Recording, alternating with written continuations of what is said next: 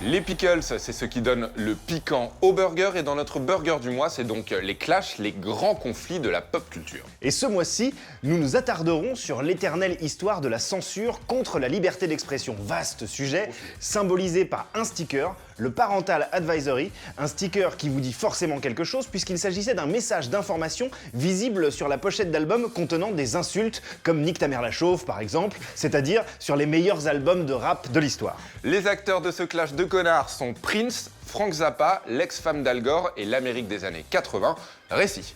Suce ma bite. Enculé.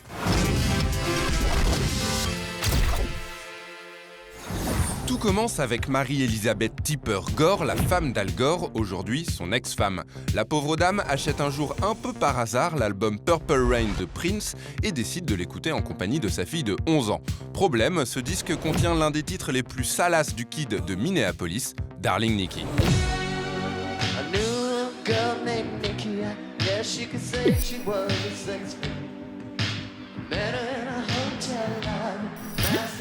Dans cette chanson, Prince parle entre autres d'une fille qui se masturbe, et ça passe mal chez les bourgeois, et voilà donc Madame lancée dans une croisade contre les gros mots.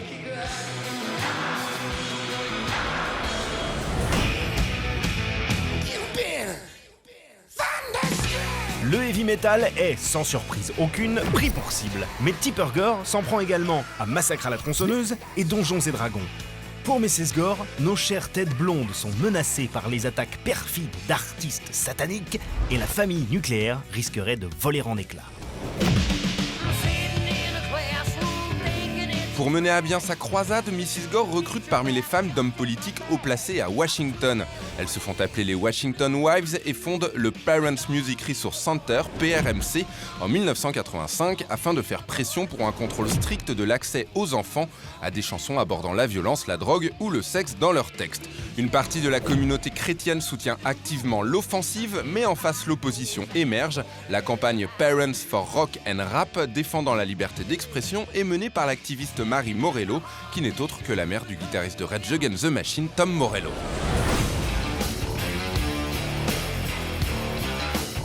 Le PMCR cible même ses ennemis et produit une liste de 15 titres à bannir absolument pour les jeunes.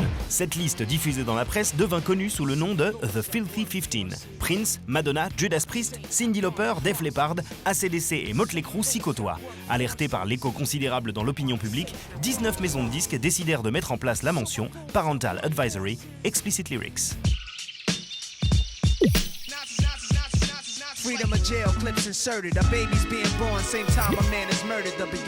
Encore plus hallucinant, le Sénat décide d'auditionner publiquement des musiciens au sujet du contenu inapproprié dans certains morceaux de rock. À la défense, John Denver, Dee Snider et Frank Zappa, ils défendent ardemment la liberté d'expression, sans succès. Très vite, le Parental Advisory devient l'étendard, non pas du rock, mais du gangsta rap. Meurtre, violence, sexe, trafic et consommation de drogue sont en effet des thèmes incontournables pour les rappeurs. Et le sticker devient presque une banalité sur les pochettes. Mieux, les artistes ont retourné ce stigmate et attiré le public par leur liberté de parole. Tous les grands albums de rap sont marqués de ce sceau. Illmatic de Nas, Enter the Wu-Tang, The Chronic de Dr. Dre, Ready to Die de Notorious B.I.G. À tel point qu'il est devenu un élément graphique de toute bonne pochette d'album hip-hop. Les nouvelles générations de rappeurs revendiquent même cet héritage. It was all a dream. I used to read Word Up magazine. Salt and pepper and heavy D up in the limousine. Aujourd'hui, le Parental Advisory sur les disques semble presque anachronique, le vestige d'une époque révolue, mais il subsiste sous d'autres formes tout aussi perfides. La mention explicite est par exemple inscrite en lettres rouges dans les métadatas des morceaux sur iTunes. Même si vous n'y faites pas attention, elles sont bien présentes. Pire, la censure s'adapte et innove. Fin 2014, Apple a breveté une technologie permettant de scanner les chansons et de supprimer les gros mots. La bataille n'est peut-être pas terminée. Other women.